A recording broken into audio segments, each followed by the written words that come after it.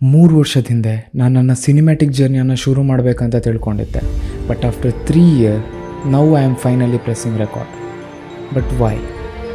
ಈ 3 ವರ್ಷ ನಾನು 3 ಸುಳ್ಳುಗಳನ್ನು ನಂಬಿದ್ದೆ. Let me confess. I need the perfect camera.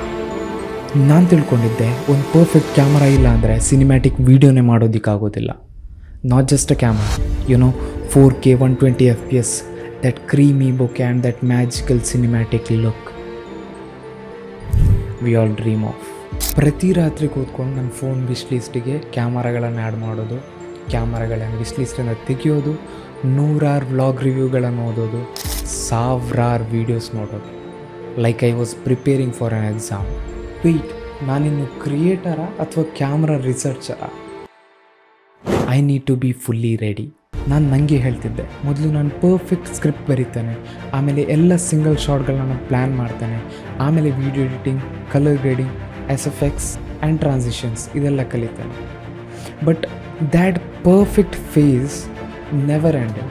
ಯಾವಾಗೆಲ್ಲ script ಬರೆಯೋದಕ್ಕೆ ಕೂತ್ಕೊಳ್ತಿದ್ದೆ ಆಗೆಲ್ಲ I was kept thinking, maybe one more tutorial, ಇನ್ನೂ ಕಲಿಬೇಕು, or next month I will be better.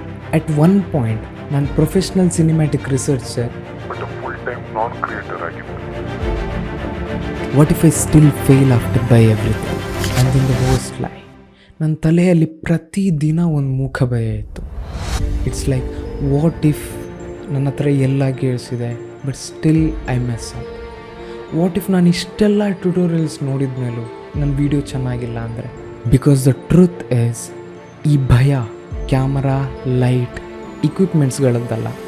It was about my self confidence. The breakthrough. Finally ಒಂದು ರಾತ್ರಿ I ask myself, ಕೆಟ್ಟದಂದರೆ ಕೆಟ್ಟದ್ದು ಏನಾಗ್ಬೋದು? What if I start with my phone?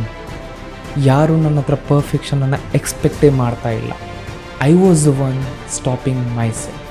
ನಾನು realise ಮಾಡಿಕೊಂಡೆ, creating cinematic videos doesn't start when you buy gears, it starts when you press record.